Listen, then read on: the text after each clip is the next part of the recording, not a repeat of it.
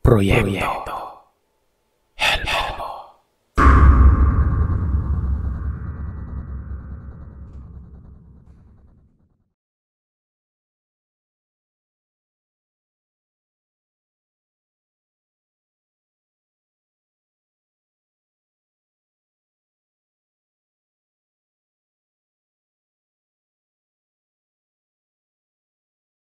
Mapagpalang araw sa inyo, Sir Seth. Tawagin niyo na lamang po ako sa pangalang Beth. Minsan, sa buhay natin, hindi natin akalaing mabibigyan pa tayo ng pangalawang pagkakataon. Hindi ko nga po inaakala na hahantong ang buhay namin sa ganito. Nagsimula sa masaya ang aming relasyon. Walang problema at walang kinatatakutan. Puno ng pagmamahal at respeto sa isa't isa. Sa kaso ko, lugmok ako sa konsumisyon ng muntikan ko ng pag-isipang tapusin ang buhay ko. Kahihiwalay lamang namin ng asawa ko noon. Hindi man legal pero naghiwalay kami dahil sa kagustuhan ng aming mga puso na tapusin na ang lahat na may kinalaman sa aming dalawa. Aminin ko, kasalanan ko ang lahat ng kamalasang dumating sa buhay ko. Nagpadalos-dalos ako sa mga desisyon ko. Nagpakasal ako sa lalaking ayaw na nga ng mga magulang ko ay irresponsable pa sa pamilya namin. Araw-araw kaming nag-aaway at wala na kaming katahimikan. Kahit papano, nagpapasalamat na rin ako at nangyari ang ganito. Natuklasan ko ang mga bagay-bagay na alam kong pwede at hindi pwedeng manatili sa buhay ko.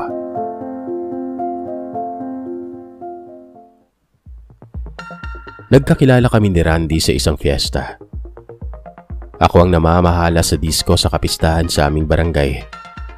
Iniligtas niya ako mula sa pamimilit ng isang lasing na makasayaw ako. Buong akala ko ay magkakagulo nung gabing yon pero mabuti na lamang at mabilis na naareglo ng mga tanod ang kaguluhan na yon. Nasanay na ako sa mga lalaking ganon. Tipong namimilit tapos magwawala kapag hindi mo magbigyan. Nga lang, iba sa lahat si Randy. Malambing siya at may respeto sa babae. Nagtatanong ng mga ayaw at gusto. Hindi na niya ako iniwan mula noon. Nakikipagsayaw siya sa akin at inihatid pa ako sa aming tahanan. Makalipas lamang ang ilang buwan, naging magkasintahan na kami. Ang daming kinilig na magkakaibigan sa aming dalawa. Si Randy ang tipong kayang sandigan ng kahit na sino sa panahon ng pangangailangan. Kayang ipagtanggol ang mga babaeng nasasaktan at kayang maging prinsipe sa bawat babaeng nangangailangan ng lakas at seguridad. Matalino at makisig rin ito. May itsura naman kasi si Randy at kilalang magaling sa pakikipagbasagulo. Yun nga lang, kahit gaano pa siya kapogi sa paningin ng aking mga kaibigan ay kabaliktaran naman sa aking mga magulang. Hindi nila gusto si Randy. Ang gusto kasi nila para sa akin ay ang kababata kong si Alfie na pauwi na mula sa abroad. Bata pa lamang kami ay ipinagkasundo na kami sa isa't isa, pero hindi ko kayang diktahan ang aking puso. Pinili kong ibigay ito kay Randy. Ipinagtanggol ko ang lalaki sa aking pamilya at ipinaglaban siya. Kisihodang magpakasal kami kahit wala sila.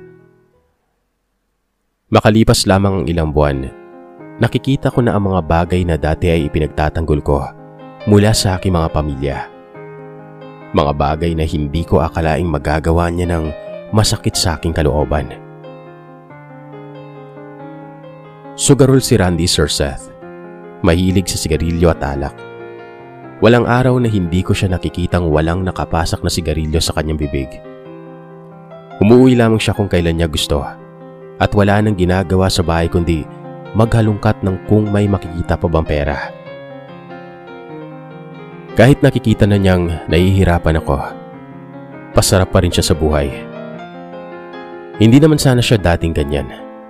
Ni hindi man lang siya naghanap ng trabaho para kahit papano makatulong sa mga gastusin namin sa bahay. Kahit nagkanda kuba-kuba na ako sa pagkakatrabaho, hindi ko siya pinapansin. Napuno lang ako nang magdala siya ng babae sa bahay at ipinakilala niya sa akin bilang kaibigan niya. Galit na galit ako ng mga oras na yun, Sir Seth.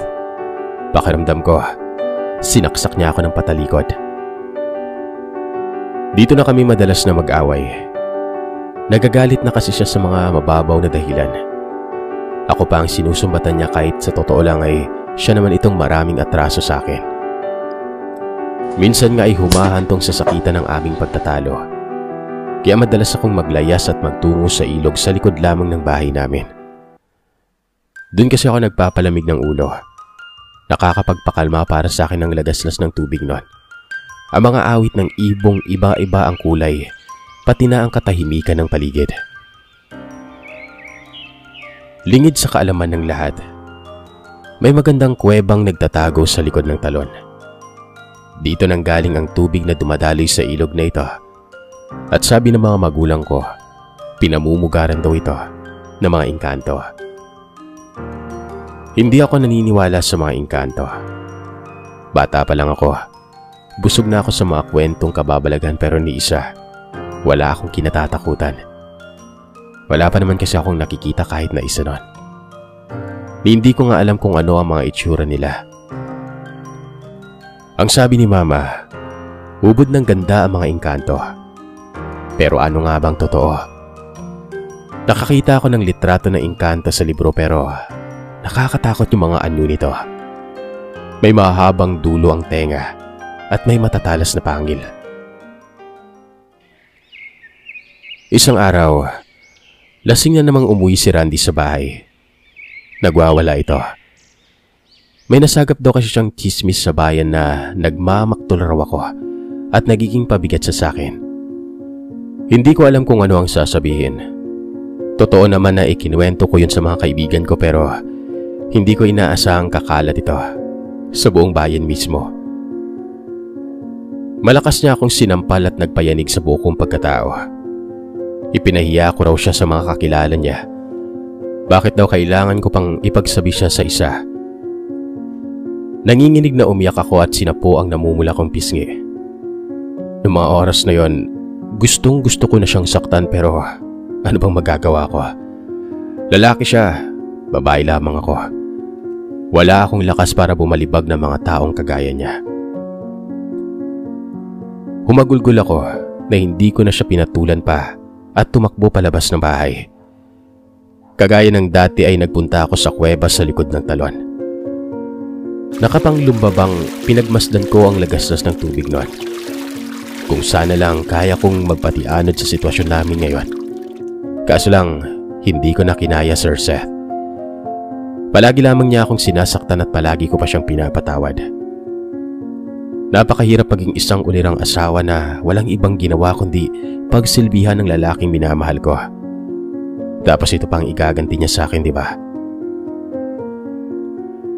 Sumiksik ako sa isang malalaking tipak ng bato at humiganon.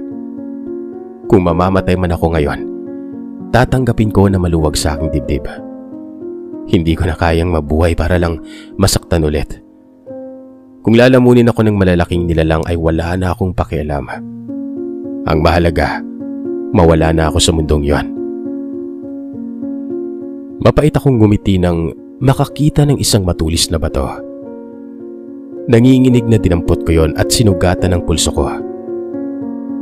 Sumigid ang sakit sa braso ko nang makita ko ang masaganang paglandas ng dugo.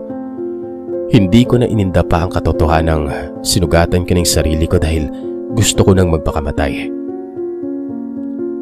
Noong mga panahong yon, sobrang lugmok ako sa kalungkutan. Sa katunayan nga niyan, nang makita ko ang isang lumulutang na bestidang tadtad ng diamante ay hindi ako natakot. Buong akala ko kasi ay namamalikmata lamang ako pero lumulutang ang damit at merong nagsusuot nun. Isang babaeng kasing puti ng papel at may suot na koronang gawa sa diamante. Kumikislap ito sa tuwing tinatamaan ng liwanag. Nakita kong pabalik-balik lamang ito sa loob ng kuweba na parabang naglalakad pero nakaangat naman ang mga paa sa hangin nun. Nang bigla itong maglaho ay nakaramdam ako ng matinding takot. Parabang huli nang dumating ang reaksyon ko. Bigla akong nanghina at hindi na nakapagsalita hanggang sa mawalan na ako ng malay. Nang muli ako magising, nagulat ako. Pamilyar na ang kamang kinahihigaan ko at wala na ako sa batuhan sa kuweba. Nasa gilid ko si Mama at hawak pa ang kamay ko kaya ginising ko siya. Tinanong ko kung ano ang nangyari noon. Ang sabi niya, may nakapagkwento raw sa kanya na nagtalo na naman kami mag-asawa. Pumunta siya sa bahay para himukin akong hiwalayan na lamang si Randy dahil palagi akong nasasaktan pero nagulat siya ng walang madatnan. Saglit siya naghintay hanggang sa bumalandra pabukas ng pinto at iniluwa si Randy habang buhat-buhat tumano ako.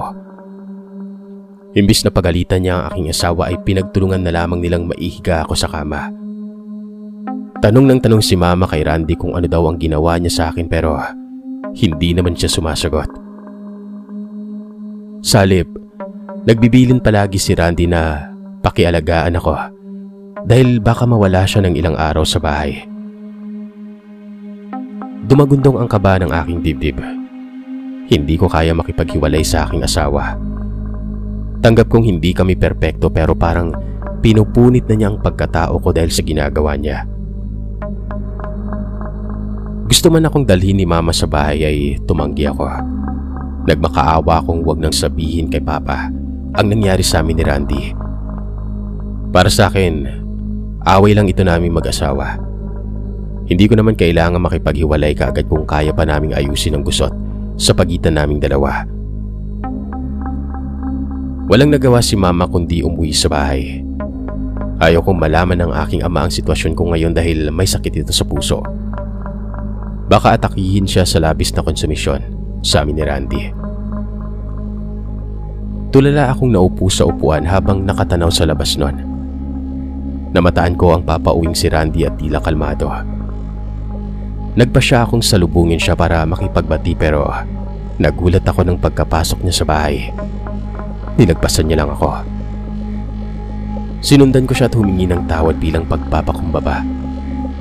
Hindi ko maintindihan kung bakit kinabahan ako nang tumingin siya saglit. Saka ibinaling ang tingin sa naroroong kabinet.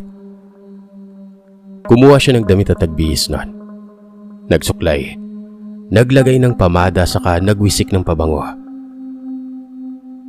Nagulumihanan ako sa kanyang iniakto. Ano ba ang ginagawa niya? Lumapit ako at tinanong siya pero nagulat ako nang titigan niya lang ako at sabihing lumayo daw ako sa kanya. Nang matitigan ko ang kanyang mga mata, sumpa man Sir Seth, kakaiba ito noong mga oras na yon.